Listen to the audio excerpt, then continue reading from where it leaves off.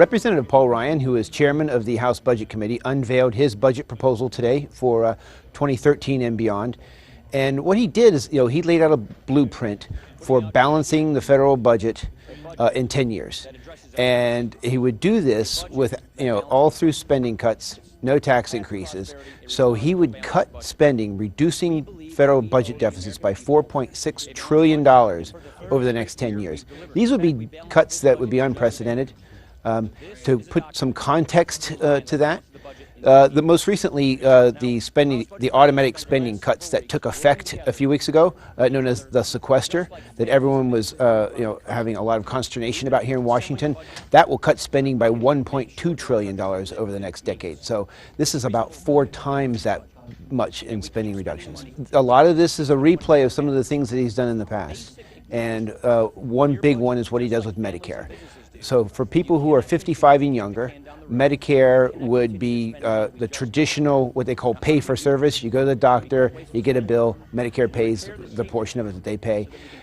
You would essentially just get a subsidy from the government to go out and buy health insurance on the open market. He will get something through his budget committee, and it will pass the House, and then it will die. So the president usually proposes a budget sometime in February for the upcoming year, and he has not yet done that.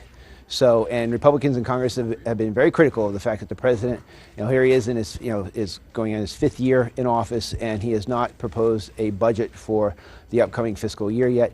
We expect it in the next month or so, but we don't know exactly when that's going to be. So we have the sequester that kicked in, which is about $85 billion in spending cuts this year, $1.2 trillion over 10 years.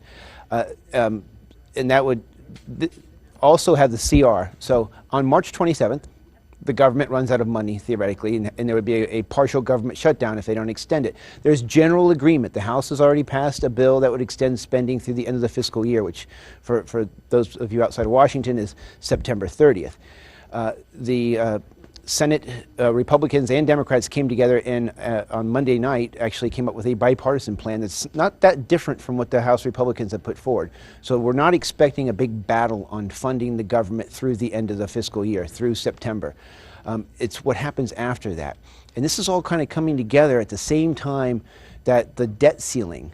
The government's going to hit the debt ceiling sometime in May. They can take some extraordinary measures, as they call them, to extend the borrowing authority through into August. It's not clear exactly what date, but that's when it's expected to happen.